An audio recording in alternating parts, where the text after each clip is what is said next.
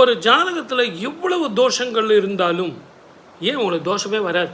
அந்த ஜாதகத்தை பார்த்தா இது தோஷம் இல்லாத ஜாதகம் சார். நிறைய பேர் கேட்பாங்க, சரி எனக்கு எப்படி சார் குழந்தை பிறந்திருக்கு, எதுவும் ஒன்றும் இல்லை, தாய் தகப்பனுக்கு எதுவும் பிரச்சனை வராது இல்லை சார் அப்படிலாம் சொல்லுவாங்க.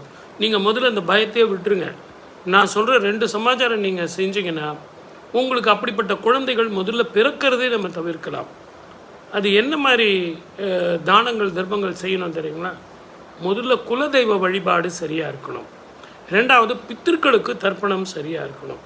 இந்த 2ம் நீங்கள் கரெக்டாக செஞ்சீங்க அப்படின்னா உங்களுக்கு நல்ல சத்சந்தானம் இருக்கும்.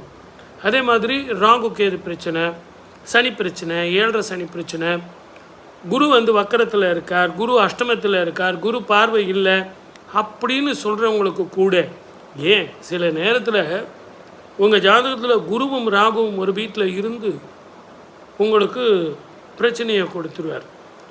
சில சேர்க்கை நல்ல பலனை கொடுக்காது. அப்படிப்பட்ட காலகட்டத்தில் கூட இந்த குலதெய்வ வழிபாடும் பித்ரு தர்ப்பணங்களும் மிகப்பெரிய யோகத்தை கொடுத்துருவார்.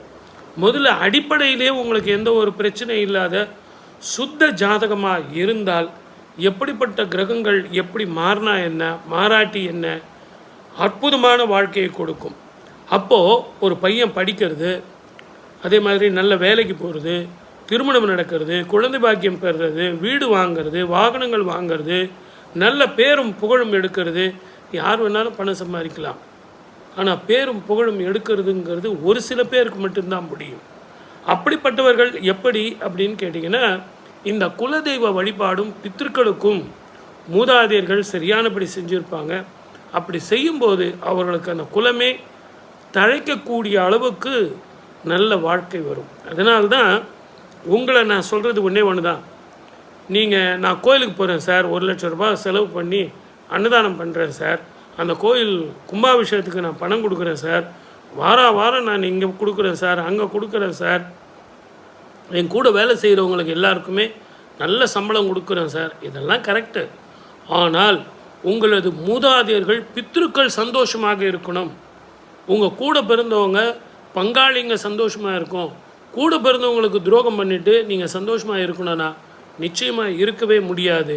அது உங்கள் குலத்தையே குடும்பத்தையே அழிச்சிடும். அதனால தான் சொல்கிறேன், இந்த நிகழ்ச்சியை பார்த்த பிறகு குலதெய்வ வழிபாடும் பித்திருக்களுக்கு தர்ப்பணமும் ஒழுங்காக செய்யுங்க. உங்கள் வாழ்க்கையில் சந்தோஷமாக வாழலாம். கிரக பெயர்ச்சிகளை பற்றி நீங்கள் கவலைப்பட வேண்டாம். இப்போதைக்கு நீங்கள் சப்ஸ்கிரைப் பண்ணுங்கள், ஷேர் பண்ணுங்கள், கமெண்ட் பண்ணுங்கள், மறந்துடாமல் பண்ணுங்கள்.